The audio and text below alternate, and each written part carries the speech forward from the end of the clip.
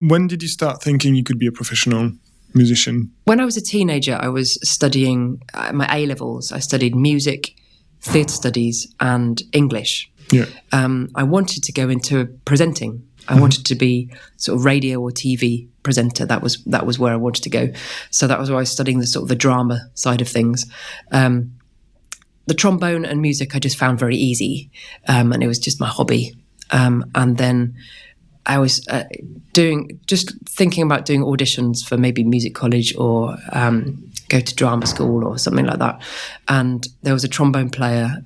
He's no longer with us, but a trombone player in the brass band that I played in. And he said, if you don't go and study the trombone, I will come and find you and I will kill you.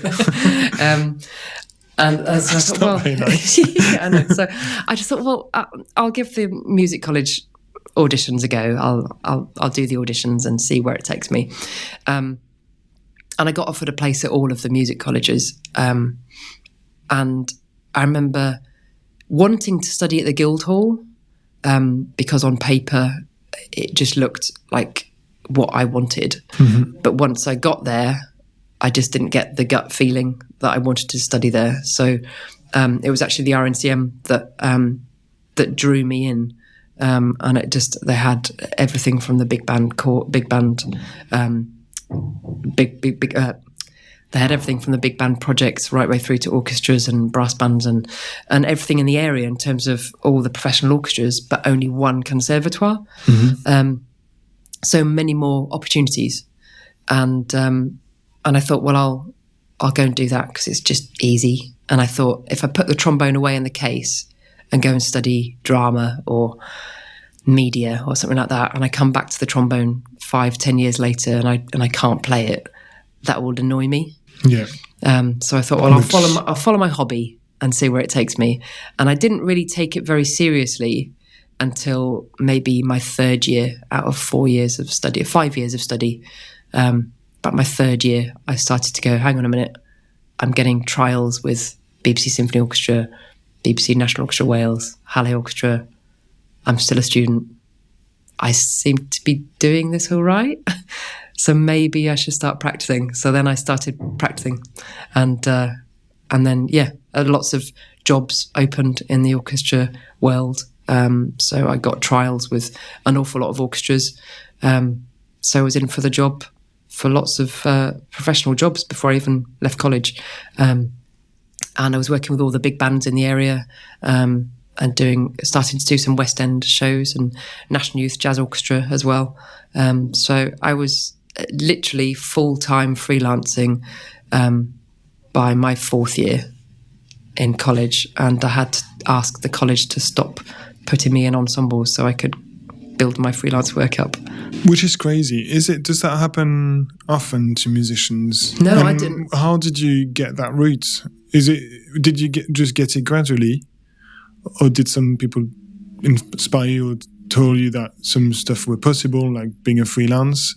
Or how did that happen? Because, there's so many people who want to do a career in music and they end up not doing it because they're told, or that there's big barriers, or it's really competitive, or they won't make a lot of money from it, and therefore they don't do it. Yeah. And there's a lot of acoustic consultants who are like this, ex-musicians, and thought they wanted to do to be a sound engineer or a musician, but they don't do it because it's not a stable life, and then it doesn't earn that much money usually, on average. Well, I think the fact that I played in every genre right from the start, and when I got to college, I wanted to carry on doing all of it. Yeah. In my classical trombone lessons, I remember my teacher saying, no, you do jazz tonguing there. You've got to stop doing the jazz style. This is classical. So, oh yeah, okay.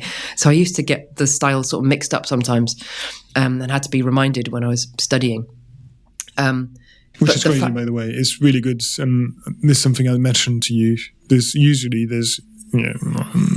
artists and musicians are focused in a certain genre. Yeah.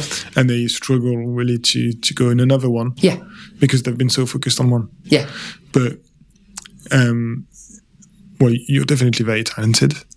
And I wonder if it's just due to talent or exposition as well. I think it's a bit of both. Yeah, absolutely different. I think I would say mainly being exposed to it from an early age, and wanting to listen to every style of music as well.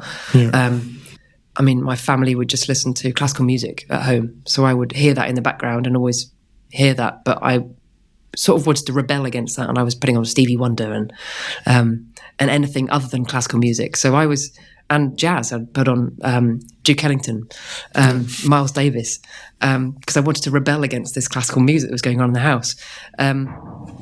So I think I was exposing myself to every style as well.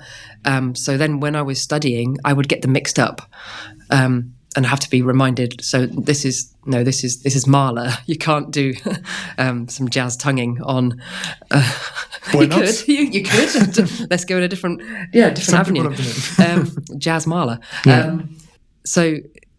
Yeah, I did get sort of mixed up when I was sort of just doing my undergraduate. But then once I graduated and a few years out of college, I got offered a full-time orchestral job. And I chose to turn that down for two reasons. One was I was about to go in for a bone marrow transplant, and I knew I'd be out of action for about 2 years. And I thought, I can't put an orchestra through that. It's unfair. But also because I wanted to carry on doing everything. And I think for anyone starting out and wanting to freelance, I have students that come to me now that are on a classical course and they say, no, I don't want to be doing this. I want to go on the jazz course. I'm like, well, if you just go on the jazz course, you're then closing a door on the classical things. If you can do both, try and do both. There's no reason why you can't. And I think that's what I've always done, is keep every avenue open, which then invites more work in. So you're not just doing classical and fighting with the, battling with all the freelancers there. You're in every genre, so you can pick up work from all sorts of different avenues. So there's more income streams available to you. And then with the sort of the presenting side of things and the media side of things, I always wanted to somehow bring that back into my life as well. So I got all the recording gear. I've got a really good studio at home, so I record trombone for various TV adverts, soundtracks, library music, production music, media composers, and I've built that up over the years. So I get quite a few composers who know that I can do that. So that's also another income stream. You can work from home. And I know some musicians who literally just do that because they've built up such a great studio at home, sounds fantastic, and a great reputation. You've always got to look after that. And your reputation's good, then people will come to you for that kind of work. So that's another income stream. And then the presenting and drama side of things, I thought, well, I've got all the studio gear. I want to try voiceover work. Why can't I do that? So that was something I added maybe 7 years ago. It just fits alongside music so easily. You work for maybe 1 hour maximum. That's how long the session is. So that fits around all the rest of your work. And actually that really took off when lockdown hit and all the studios, gigs, tours, they all cancelled. And voiceover artists with a home studio suddenly was super busy. And that was me. I was busier than I'd ever been in lockdown, working from home.